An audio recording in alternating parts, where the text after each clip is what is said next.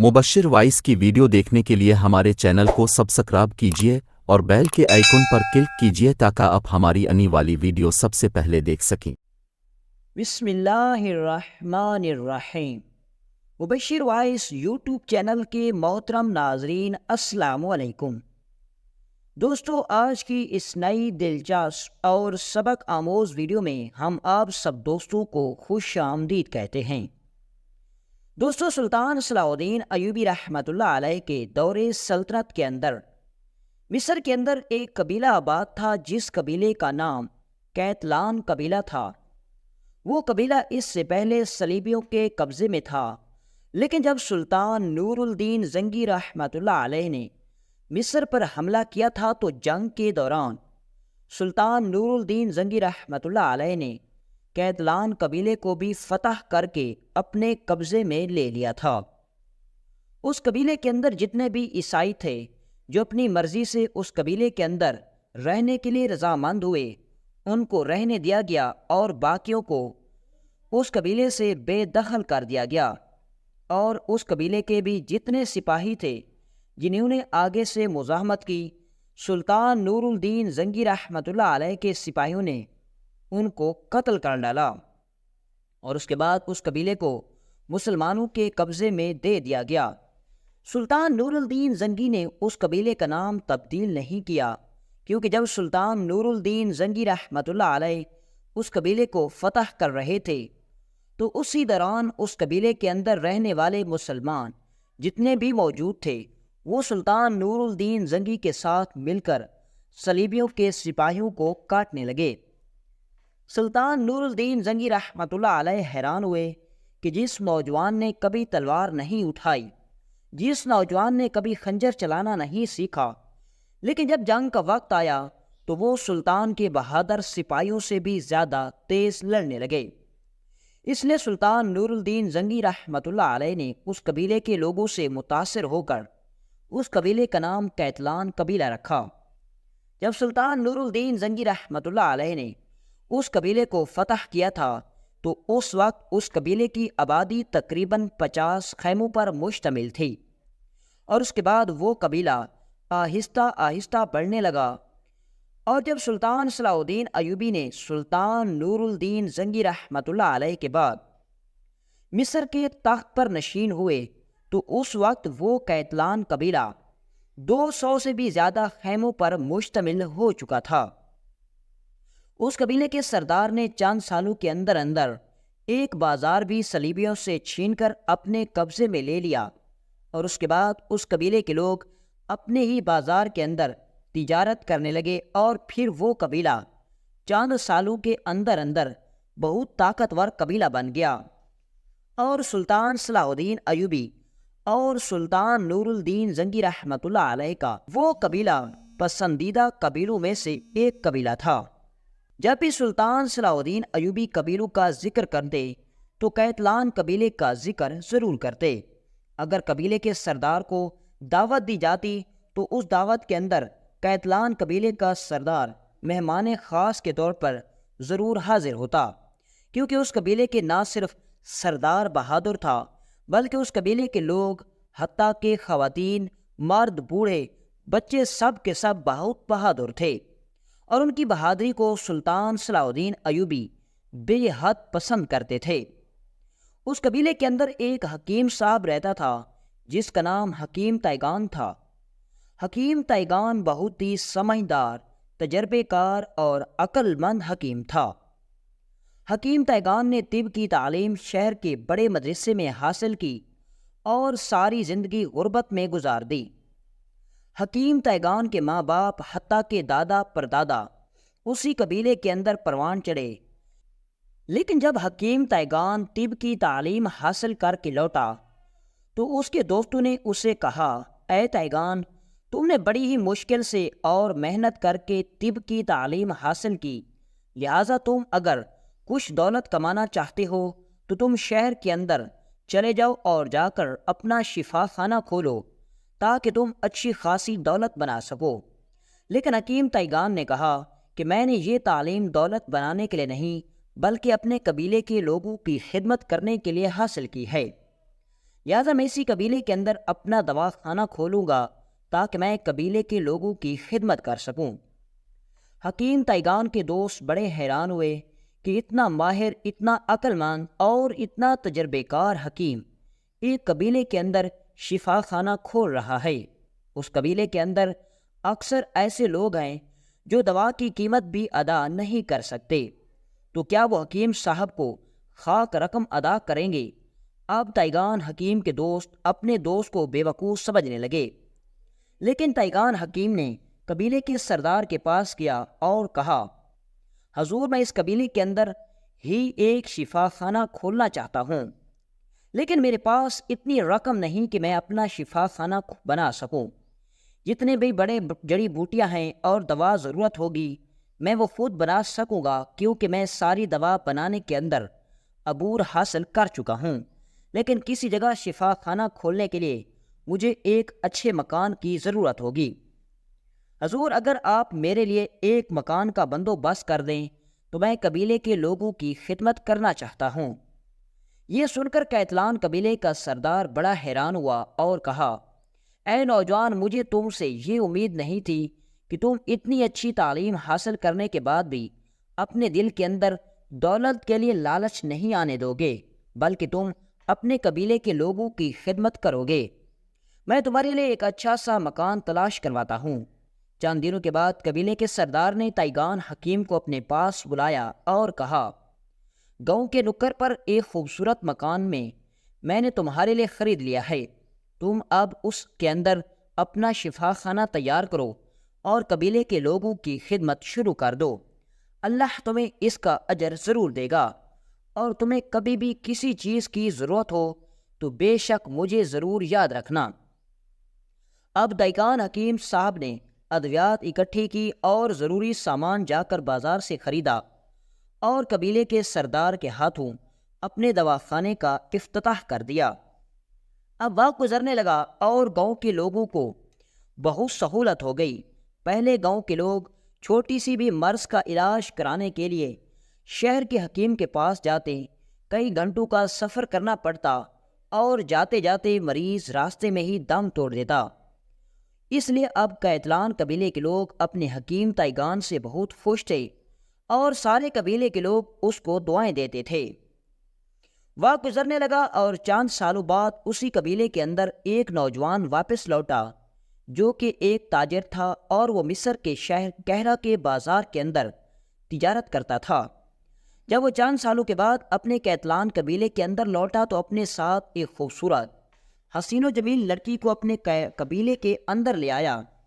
جب کیتلان قبیلے کے لوگوں نے اتنی حسین و جمیل لڑکی کو دیکھا تو لوگ بڑے حیران ہو گئے اور اس نوجوان سے پوچھنے لگے، یہ لڑکی کون ہے اور تم اسے قبیلے کے اندر کیوں لے آئے ہو؟ تو اس نے بتایا کہ یہ بھی میری طرح کہرہ کے بازار کے اندر تجارت کرتی تھی، اور ہم دونوں ایک ساتھ تجارت کرتے تھے، اور ہم دونوں کی ایک دوسرے کے ساتھ بات چیت ہونے لگی، اور یہ بات چیت محبت میں تبدیل ہو گئی، اور پھر ہم دونوں نے بازار کے قاضی صاحب سے نکاح پڑھوایا، اور پھر میں اس کو اپنے قبیلے لے آیا۔ قبیلے کے لوگ بڑے خوش ہوئے کیونکہ وہ لڑکی بھی شکل سے بہت ہی خوبصورت اور سمجھدار خاتون تھی۔ اس کے علاوہ وہ پڑھی لکھی خاتون تھی۔ جب یہ خبر کیتلان قبیلے کے اندر پھیلی تو کیتلان قبیلے کی ساری خواتین اس تاجر کی بیوی سے ملنے کے لیے آنے لگیں، اور جو بھی خاتون اس لڑکی کو دیکھتی تو وہ حیران ہو جاتی، کیونکہ اتنی خوبصورت حسین و جمیل لڑکی پورے کیتلان قبیلے کے اندر موجود نہیں تھی۔ کیتلان قبیلے کے لوگ بہت زیادہ سادہ مزاج اور خوش باش تھے، اور قبیلے کے سارے لوگوں نے اس لڑکی کو اتنی محبت دی کہ اس لڑکی کو محسوس نہیں ہوا کہ وہ اپنا گھر چھوڑ کر آئی ہوئی ہے۔ وقت گزرنے لگا، اس تاجر کی شادی کو 2 سال گزر گئے۔ اب پورے قبیلے کے اندر یہ بات ہر طرف پھیلنے لگی کہ تاجر کی بیوی تو بہت خوبصورت ہے اور اس کے علاوہ سمجھدار بھی ہے، لیکن اسے 2 سال گزر گئے، اس سے کوئی خوشخبری نہیں ملی۔ آہستہ آہستہ جب یہ بات اس تاجر کی بیوی کے کانوں تک پہنچی تو اس نے اپنے شوہر کو کہا، تم مجھے حکیم صاحب کے پاس لے جاؤ، میں اپنا علاج کروانا چاہتی ہوں۔ اس نوجوان تاجر نے اپنی بیوی کو کہا تمہیں پریشان ہونے کی ضرورت نہیں، اس دفعہ جب میں تجارت کے سلسلے میں کہرہ سے اسکندریہ کی طرف جاؤں گا تو اس اسکندریہ کے اندر ایک حکیم میرا بہت گہرا دوست ہے، ہم اسی سے ہی تمہارے لیے دوا خریدیں گے اور اس کے بعد اللہ تعالیٰ ہمیں خوشخبری دے گا۔ چند ماہ کے بعد وہ دونوں اس حکیم صاحب کے پاس گئے۔ حکیم صاحب نے جب اس کی بیوی کا معائنہ کیا تو اس نے تاجر کی بیوی کو بتایا کہ آپ کے اندر کوئی ایسا مسئلہ نہیں ہے کہ جس سے آپ اپنا بچہ پیدا نہ کر سکیں۔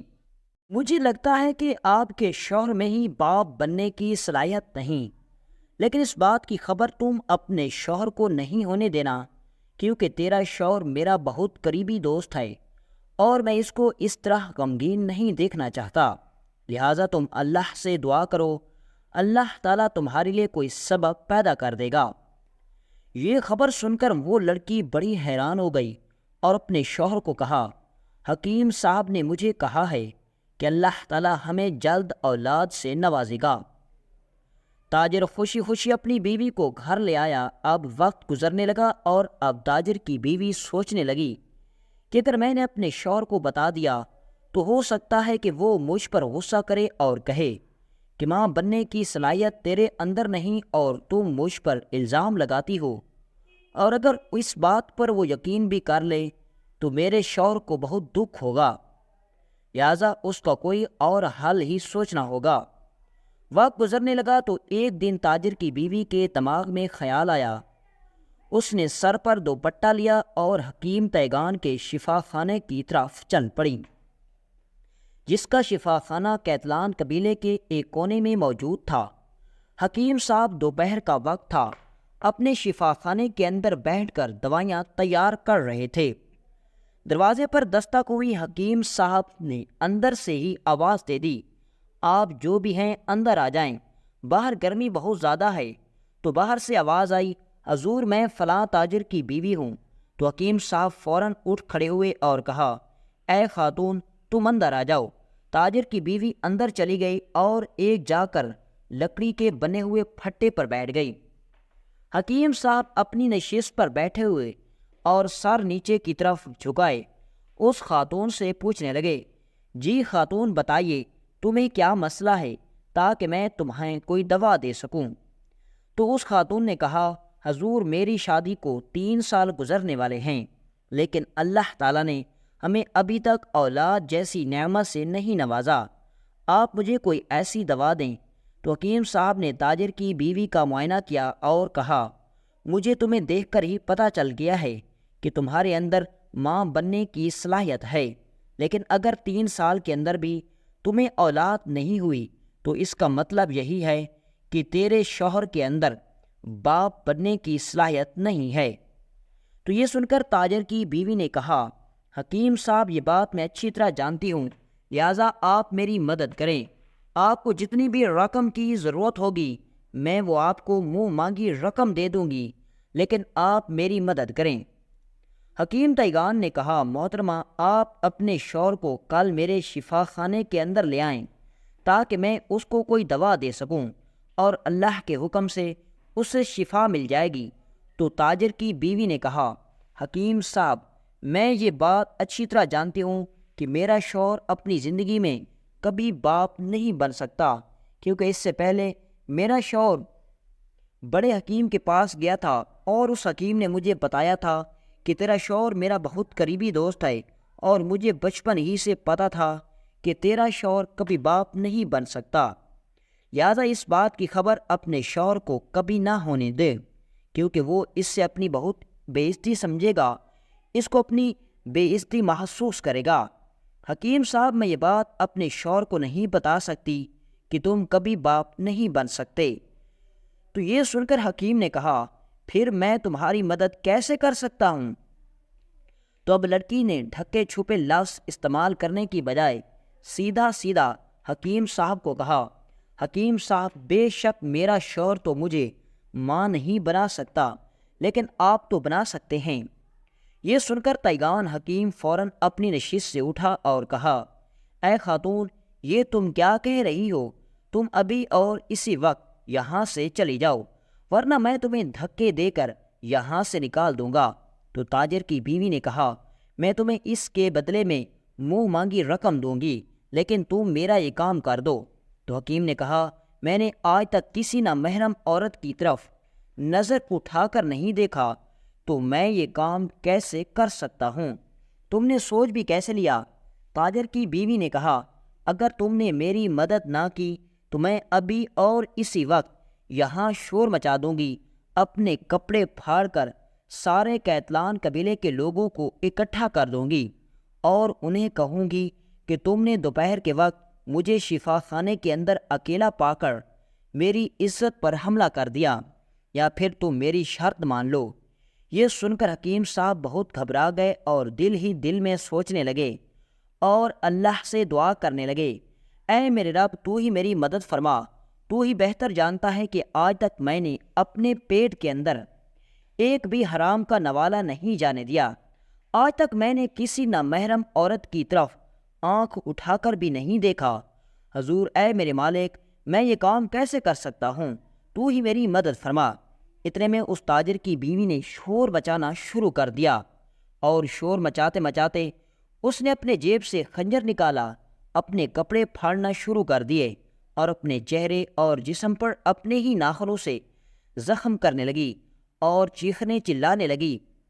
تھوڑی ہی دیر گزری، قیطلان قبیلے کے لوگ شور سن کر شفا خانے کے اندر پہنچے تو انہوں نے دیکھا کہ اس شفا خانے کے اندر صرف قیطلان قبیلے کا حکیم تائیگان اور اس تاجر کی حسین و جمیل بیوی موجود تھے، اور اس کے کپڑے پھٹے ہوئے اس کے جسم پر زبردستی کے نشان تھے۔ یہ دیکھ کر گاؤں کے لوگوں نے اس خاتون سے پوچھا کیا ہوا، تم اتنا شور کیوں مچا رہی ہو؟ تو اس تاجر کی بیوی نے شور مچا مچا کر گاؤں کے لوگوں کو بتایا کہ اس حکیم نے مجھے زنا کی دعوت دی اور کہا تم میری بات مان لو اور تمہیں جتنی بھی رقم کی ضرورت ہوگی میں تمہیں دے دوں گی۔ تاجر کی بیوی نے شور مچا مچا کر گاؤں کے لوگوں کو بتایا کہ میں حکیم صاحب کے پاس اپنی بیماری کے علاج کے لیے دوا لینے کے لیے آئی تھی، لیکن حکیم تائیگان نے جب اتنی حسین و جمیل بیوی کو اکیلا پایا تو حکیم صاحب نے میرے اوپر گندی نظریں ڈالنا شروع کر دیں، اور پھر اپنے حوث کی ہاتھوں تانگ ہو کر اس نے مجھے گناہ کرنے کی دعوت دی اور کہا اپنا جسم میرے حوالے کر دو۔ جب میں نے حکیم صاحب کی اس گندی اور ناپاک پیشکش کو ٹھکرا دیا تو حکیم صاحب نے میرے ساتھ زبردستی کرنا شروع کر دی اور حکیم صاحب نے میری عزت کو نوچ ڈالا۔ یہ دیکھ کر قبیلے کے لوگ بڑے حیران ہو گئے کہ ہم نے آج تک تو حکیم صاحب کے بارے میں کبھی ایسا نہیں سنا، تو پھر آخر کیا ہوا؟ تو قبیلے کے اندر کچھ منافق لوگ تھے جو حکیم صاحب سے سخت نفرت کرتے تھے۔ تو انہوں نے کہا اے قبیلے کے لوگوں، جب اتنی خوبصورت لڑکی اکیلے شفا خانے کے اندر موجود ہوگی تو حکیم صاحب کی نیت کے اندر ضرور شیطان آ جائے گا، تو اس میں کوئی شک کرنے کی ضرورت نہیں کہ حکیم صاحب بے گناہ ہیں یا گنہگار ہیں۔ حکیم صاحب اپنی بے گناہی کی صفا پیش کرنے لگے، لیکن کسی نے بھی حکیم صاحب کی کسی بھی بات پر یقین نہ کیا۔ اب گاؤں کے یعنی قبیلے کے لوگوں نے حکیم تائیگان کو پکڑا اور گھسیٹتے ہوئے شہر کے قاضی کے پاس لے گئے۔ شہر کا قاضی حکیم تائیگان کو اچھی طرح جانتا تھا اور اس کی ایمانداری سے اچھی طرح واقف تھا۔ قاضی بھی حکیم تائیگان کے کردار کو اچھی طرح جانتا تھا۔ جب قاضی صاحب نے حکیم تائیگان کو قبیلے کے لوگوں کے ہاتھوں گھسیٹتا ہوا دیکھا تو اس نے فوراً سپاہیوں کو حکم دیا کہ قبیلے کے لوگوں سے حکیم تائیگان کو پکڑ کر کٹہرے کے اندر لے آؤ۔ حکیم تائیگان کو کٹہرے کے اندر کھڑا کیا گیا تو اب قاضی صاحب نے قبیلے کے لوگوں سے اصل ماجرا پوچھا، تو قبیلے کے لوگوں نے اس خاتون کو بھی پیش کیا اور سارے لوگ حکیم صاحب کے خلاف گواہی دینے لگے۔ قاضی بڑا حیران ہوا کیونکہ حکیم تائیگان کو بھی اچھی طرح جانتا تھا، لیکن جب دوسری طرف اس نے غور کیا تو سارے کا سارا قبیلہ حکیم تائیگان کے خلاف ہو چکا تھا، اور اس لڑکی کے زہری جسم کو دیکھ کر ایسا لگ رہا تھا کہ جیسے اس لڑکی کو کسی نے بہت بری طرح نوچ لیا ہو۔ اب حکیم صاحب نے یعنی جب میں نے دیکھا کہ اب پورا قبیلہ میرے خلاف ہو چکا ہے، لہٰذا اب میرے الفاظ کی کوئی اہمیت نہیں، تو وہ قاضی کے سامنے خاموش کھڑا ہو گیا۔ قاضی صاحب نے حکیم تیگان سے پوچھا، حکیم صاحب کیا آپ اپنی صفائی میں کچھ کہنا چاہتے ہیں؟ تو حکیم صاحب نے خاموشی اختیار کر لی۔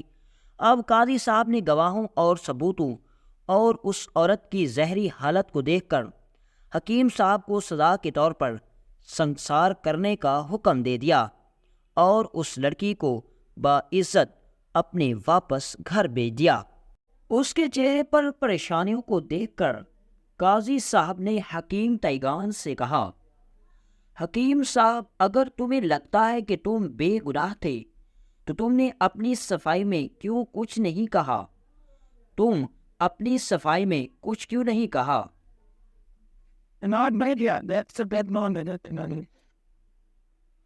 اس کے چہرے پر پریشانی کو دیکھ کر قاضی صاحب نے حکیم تیگان سے کہا، حکیم صاحب اگر تمہیں لگتا ہے کہ تم بے گناہ تھے تو تم نے اپنی صفائی میں کیوں کچھ نہیں کہا؟ تم اس وقت خاموش کیوں رہے؟ تو حکیم صاحب نے کہا، قاضی صاحب جب آپ دیکھیں کہ آپ کے الفاظ کی کوئی اہمیت نہیں تو پھر آپ کے بولنے یا نہ بولنے سے کوئی فائدہ نہیں ہوگا، پھر اس وقت آپ کے لفظوں کی قیمت 1 ٹکے کی بھی نہیں رہ جاتی، اس لیے میں اس وقت خاموش رہا۔ یہ سن کر قاضی بڑا حیران و پریشان ہوا، لیکن قاضی صاحب کے پاس کوئی ایسا ثبوت نہیں تھا جس سے وہ حکیم تیگان کو بے گناہ ثابت کر سکے۔ تو اتنے میں حکیم تیگان بولنے لگا، قاضی صاحب اگر آپ چاہتے ہیں کہ مجھے انصاف مل جائے اور آپ کو اپنے دل میں یہ ندامت نہ رہے کہ میں نے ایک بے گناہ کو مجبوری میں آ کر سزا سنا دی تو آپ تھوڑی میری مدد فرمائیں۔ قاضی صاحب نے کہا، حکیم صاحب بولیے میں آپ کی کیا مدد کر سکتا ہوں؟ تو حکیم تیگان نے کہا، قاضی صاحب صرف ایک شخصیت ہی مجھے انصاف دلا سکتی ہے۔ قاضی صاحب نے کہا کہ منصف میں ہوں، تو پھر جب میں نے تمہیں انصاف نہیں دلا سکا تو پھر وہ کون سی شخصیت ہے جو تمہیں انصاف دلا سکے؟ تو حکیم تیگان نے کہا، حضور میری نظر میں صرف واحد اور عظیم شخصیت سلطان صلاح الدین ایوبی ہیں، اور مجھے شک نہیں بلکہ یقین ہے کہ اگر یہ مقدمہ ہم سلطان صلاح الدین ایوبی رحمۃ اللہ علیہ کے پاس لے کر جائیں تو سلطان صلاح الدین ایوبی بغیر کسی ثبوتوں اور گناہوں کے سچ کو سچ اور جھوٹ کو جھوٹ ثابت کر دے گا۔ قاضی صاحب مجھے موت سے ڈر نہیں لگتا، لیکن موت تو ایک دن ضرور آنی ہے، لیکن اگر میں آج مر گیا تو ساری زندگی گاؤں والے مجھے ایک برا انسان کہہ کر یاد کریں گے۔ ہر کوئی کہے گا کہ بدکار آدمی سے ہماری جان چھوٹی۔ میرے پیچھے مجھے کبھی بھی کوئی بھی اچھے الفاظ سے یاد نہیں کرے گا، اور میں اس طرح کئی مرتبہ مروں گا، اور میں ایسی موت نہیں مرنا چاہتا۔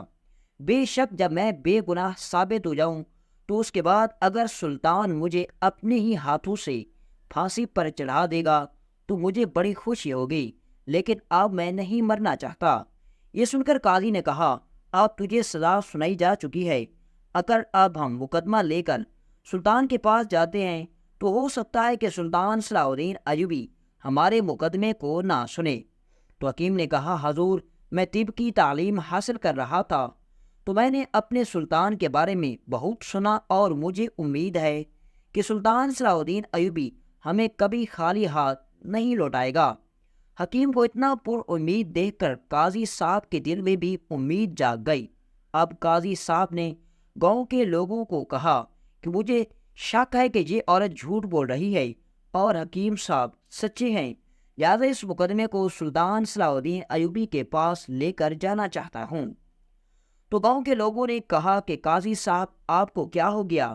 ہم نے اپنے ہی رنگے ہاتھوں سے اس حکیم کو اس خاتون کے ساتھ پکڑا تھا، اور آپ کہہ رہے ہیں کہ وہ خاتون جھوٹ بول رہی ہے۔ تو قاضی صاحب نے کہا کہ کبھی کبھی آنکھوں کا دیکھا سچ نہیں ہوتا، لیکن گاؤں کے سادہ لوگوں کے دماغ میں یہ بات نہیں آئی، اور اس عورت پر سب گاؤں والوں نے یقین کر لیا۔ قاضی نے ہمت نہ ہاری اور مقدمہ لے کر سلطان صلاح الدین ایوبی رحمۃ اللہ علیہ کی عدالت میں پہنچ گئے۔ سلطان صلاح الدین ایوبی رحمۃ اللہ علیہ عدالت میں لوگوں کے مقدمات سن رہے تھے۔ تو اتنے میں جب قاضی صاحب کا سلطان صلاح الدین ایوبی نے سنا تو سلطان صلاح الدین ایوبی نے سپاہی کو حکم دیا کہ قاضی صاحب کو میرے پاس حاضر کرو۔ سلطان صلاح الدین ایوبی قاضیوں کا بہت احترام کرتے تھے، کیونکہ سلطان صلاح الدین ایوبی جانتے تھے کہ قاضیوں کی وجہ سے ہی میری سلطنت کے اندر انصاف قائم ہو سکتا ہے۔ قاضی صاحب کو سلطان کے سامنے پیش کیا گیا تو سلطان صلاح الدین ایوبی نے آنے کی وجہ دریافت کی، تو قاضی صاحب نے سلطان صلاح الدین ایوبی کو مکمل ماجرا سنایا، اور اس نے سلطان صلاح الدین ایوبی رحمۃ اللہ علیہ کو بتایا کہ کس طرح حکیم تیغان کی دکان کے اندر اچانک لڑکی کے رونے کی چیخنے کی آوازیں آنے لگیں۔ جب گاؤں کے لوگ پہنچے تو اس لڑکی کو اس حالت میں پایا گیا، اور سارے کا سارا گاؤں اور وہ لڑکی حکیم تیغان کے خلاف گواہی دے رہے ہیں، لیکن حکیم تیغان کے پاس اپنی بے گناہی کو ثابت کرنے کے لیے کچھ موجود نہیں۔ سلطان معظم آپ ہی انصاف کریں اور حکیم تیغان کو بے گناہ ثابت کر کے اس لڑکی کو سزا دلائیں، تاکہ وہ آج کے بعد کسی پر بھی جھوٹا الزام نہ لگا سکے۔ یہ سن کر سلطان صلاح الدین ایوبی کو اس عورت پر بہت غصہ آیا۔ اس کے بعد سلطان صلاح الدین ایوبی رحمۃ اللہ علیہ نے حکم دیا کہ کل اس عورت کو اور حکیم تیغان کو عدالت کے اندر پیش کیا جائے گا۔ اگلے دن عدالت لگی۔ سلطان صلاح الدین ایوبی رحمۃ اللہ علیہ نے حکم دیا کہ آج کے دن عدالت کے اندر صرف حکیم تیغان اور تاجر کی خاتون کا مقدمہ چلایا جائے گا۔ اس کے آنے والے فریادیوں کو اگلے دن کا وقت دیا جائے۔ سلطان صلاح الدین ایوبی بھی جان گئے تھے کہ اس عورت کو بے نقاب کرنا اتنا آسان نہیں ہے، کیونکہ اس عورت نے بڑی ہی چلاکی سے حکیم تیغان کو اپنے جال میں پھنسا دیا۔ اگلے دن عدالت لگی۔ سلطان صلاح الدین ایوبی رحمۃ اللہ علیہ عدالت کے اندر موجود تھے۔ قاضی صاحب، حکیم تیغان، وہ خاتون اور گاؤں کے لوگ عدالت کے اندر جمع تھے۔ اب سلطان صلاح الدین ایوبی سے مکمل روداد سنی، اور اس کے بعد حکیم تیغان کو کہا کہ تم اپنی صفائی میں کچھ بولو۔ تو حکیم تیغان نے بھی اپنے دل کی بھڑک نکالی اور سلطان صلاح الدین ایوبی کے سامنے جو سچ تھا سچ بول دیا۔ سلطان صلاح الدین ایوبی کے لیے یہ مشکل تھی کہ ان دونوں میں سے کون سچا ہے اور کون جھوٹا ہے، اس کو ثابت کیا جائے۔ اب سلطان صلاح الدین ایوبی نے حکیم تیغان کو کہا کہ اگر تم نے واقعی میں اس خاتون کے ساتھ زیادتی کی اور اس کو اپنی ہوس کا نشانہ بنایا تو تمہیں ایسی عبرت ناک سزا دی جائے گی کہ تاریخ کے اندر تجھے لوگ نفرت کی وجہ سے یاد کریں گے۔ اور پھر سلطان صلاح الدین ایوبی نے اپنے چہرے کا رخ اس عورت کی طرف موڑا اور کہا، اے خاتون، اگر تو نے حکیم تیغان پر جھوٹا الزام لگایا ہوا اور یہ بات سچ ثابت ہو گئی تو تجھے بھی ایسی عبرت ناک سزا دی جائے گی۔ دونوں تھر تھر کانپنے لگے۔ اب تو سلطان صلاح الدین ایوبی پریشانی کی حالت میں سوچ رہے تھے کہ آخر سچ اور جھوٹ میں کیسے فرق کیا جائے۔ اتنے میں سلطان صلاح الدین ایوبی نے سپاہیوں کو حکم دیا کہ ایک بڑا سا برتن لے آؤ۔ سپاہی حیران ہوا، لیکن سلطان کے حکم پر ایک بڑا سا برتن لائے۔ اب سلطان صلاح الدین ایوبی رحمۃ اللہ علیہ نے سپاہیوں کو کہا کہ اس کے اندر پانی ڈالو۔ سپاہیوں نے پانی ڈالا تو اب سلطان صلاح الدین ایوبی رحمۃ اللہ علیہ نے حکیم تیغان کو کہا کہ تم اس پانی بھرے ٹب کے اندر ڈبکی لگاؤ۔ حکیم تیغان سلطان کو حیرت سے دیکھ رہا تھا کہ آخر سلطان صلاح الدین ایوبی کیا کرنے والے ہیں۔ سارے درباری حیرت سے سلطان کو دیکھ رہے تھے کہ آخر سلطان صلاح الدین ایوبی کیا کرنا چاہتے ہیں، لیکن سلطان کے حکم پر جیسے ہی حکیم تیغان نے پانی کے اندر ڈبکی لگائی، اس کے بعد سلطان صلاح الدین ایوبی نے حکم دیا کہ اے سپاہیوں، جاؤ اور فلاں باغیچے کے اندر میرا شاہین پرندہ چہل قدمی کر رہا ہوگا، اس کو اٹھا کر لاؤ۔ سپاہی دوڑتے ہوئے گئے اور شاہین کو پکڑ کر لائے۔ سلطان صلاح الدین ایوبی نے شاہین کو پکڑا اور اس برتن کے ساتھ کھڑا کر دیا۔ شاہین تھوڑی دیر تو دیکھتا رہا اور اس کے بعد اس نے پانی کو سونگھا اور پانی پینا شروع کر دیا۔ یہ دیکھ کر سلطان صلاح الدین ایوبی نے حکم دیا کہ اس عورت کو پکڑ کر زندان میں ڈال دو، اور پھر اس کے بعد سلطان صلاح الدین ایوبی نے قاضی صاحب کو کہا کہ سچ اور جھوٹ کے درمیان پتہ چل گیا اور یہ نوجوان حکیم تیگان بالکل بے گناہ ہے۔ اور اتنے میں سلطان صلاح الدین ایوبی کے سپاہیوں نے اس عورت کو زندان کے اندر بند کیا اور اپنے طریقے سے اس عورت پر تشدد کیا۔ تو تھوڑی ہی دیر کے اندر اس عورت نے اپنے گناہ کا اقرار کر لیا، اور تھوڑی ہی دیر کے بعد سپاہی اس عورت کو پکڑ کر لایا اور کہا، سلطانی معظم، اس عورت نے اپنا گناہ قبول کر لیا۔ یہ اس بات کا دعویٰ کر رہی ہے کہ میں نے قاضی صاحب پر جھوٹا الزام لگایا تھا۔ یہ دیکھ کر سارے درباری حیران کہ ابھی تو یہ عورت کچھ اور بول رہی تھی، اب سلطان نے ایسا کیا کیا کہ اس عورت کا سچ سامنے آ گیا۔ آخر پانی کے اندر ڈبکی لگانے اور پھر وہ پانی شاہین کو پلانے سے سچ اور جھوٹ کے درمیان کیسے پتہ چلا؟ تو سلطان صلاح الدین ایوبی نے سارے درباریوں کو مخاطب کرتے ہوئے کہا کہ تمہیں حیران ہونے کی ضرورت نہیں۔ سلطان صلاح الدین ایوبی نے کہا کہ یہ پرندہ چھوٹا سا تھا اور میں اس کو پالنے لگا۔ میں اس کے ہر وقت کھانے پینے کا، اڑانے کا خیال رکھتا ہوں، اور میں اس سے بڑا پیار کرتا ہوں۔ اور اس کی سب سے بڑی اور خوبصورت عادت یہ تھی کہ یہ میرا پرندہ جھوٹا پانی پیتا نہیں، اور اس کے علاوہ یہ میرا پرندہ حرام پانی نہیں پیتا۔ اور جب میں نے حکیموں کو کہا کہ اس کے اندر ڈبکی لگاؤ، اور جب حکیم نے ڈبکی لگائی تو اگر حکیم صاحب نے خاتون کے ساتھ زیادتی کی ہوتی تو اس کا جسم ناپاک ہوتا، اور جب اس نے پانی کے اندر ڈبکی لگائی تو پانی بھی ناپاک ہو جاتا، اور میرا یہ پالتو پرندہ کبھی بھی یہ پانی نہ پیتا۔ لیکن جیسے ہی میرے پرندے نے پانی پینا شروع کر دیا تو مجھے پتہ چل گیا کہ یہ عورت جھوٹ بول رہی ہے، اور اسی طرح میں نے اس عورت کو جھوٹا ثابت کر دیا۔ اور جب سپاہیوں نے اس عورت کو تشدد کا نشانہ بنایا تو اس نے اپنے جرم کا اقرار کر لیا، اور اسی طرح سلطان صلاح الدین ایوبی رحمۃ اللہ علیہ کے سامنے اس عورت نے اپنی مکمل داستان سنائی کہ کس طرح میں نے قاضی صاحب کے پاس گئی اور اسے کہا کہ میں ماں نہیں بن سکتی، تو میری مدد کرو کیونکہ میرا شوہر باپ بننے کی اہلیت نہیں رکھتا۔ تو حکیم صاحب نے انکار کر دیا، اور میں اپنی بے عزتی کا بدلہ لینے میں نے شور مچانا شروع کر دیا، اور میں نے حکیم تیگان کو اپنے جال میں پھنسا لیا، اور مجھے یقین تھا کہ گاؤں کا کوئی بھی آدمی حکیم کی بات پر یقین نہیں کرے گا، کیونکہ میں ایک عورت ذات ہوں، اور حضور اسی وجہ سے میں نے حکیم کے اوپر الزام لگایا۔ کہ یہ سن کر سلطان صلاح الدین ایوبی نے اس عورت کو 2 سال قید بامشقت کی سزا سنا دی، اور اسی طرح گاؤں والوں کے سامنے حکیم تیگان کی بے گناہی ثابت ہو گئی۔